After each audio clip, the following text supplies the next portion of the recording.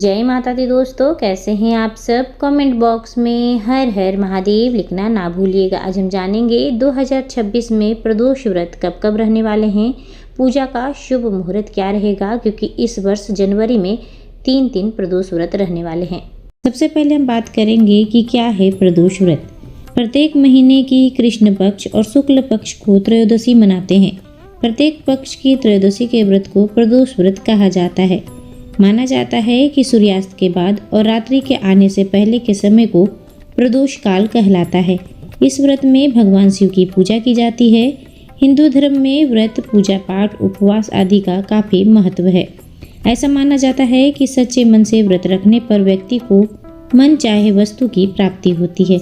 वैसे तो हिंदू धर्म में हर महीने की प्रत्येक तिथि को कोई न कोई व्रत या उपवास होता ही है, लेकिन इन सब में प्रदोष व्रत की बहुत अधिक मान्यता है।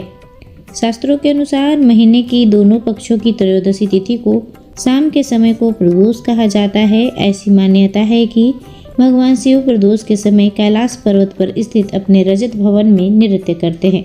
इसी वजह से लोग शिव जी को प्रसन्न करने के लिए इस दिन प्रदोष व्रत रखते हैं। इस व्रत को करने से सारे कष्ट और हर प्रकार के दोष मिट जाते हैं। कलयुग में प्रदोष व्रत को करना बेहद ही मंगलकारी माना जाता है। दक्षिण भारत में लोग प्रदोष व्रत को प्रदोषम के नाम से जानते हैं।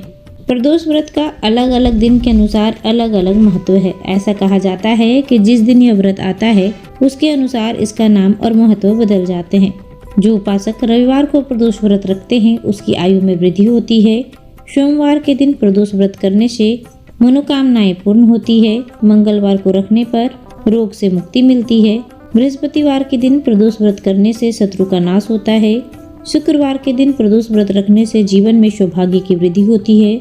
शनिवार के दिन प्रदोष व्रत को शनि प्रदोषम कहा जाता है। इस दिन संतान की प्राप्ति की चाह में यह व्रत रखा जाता है।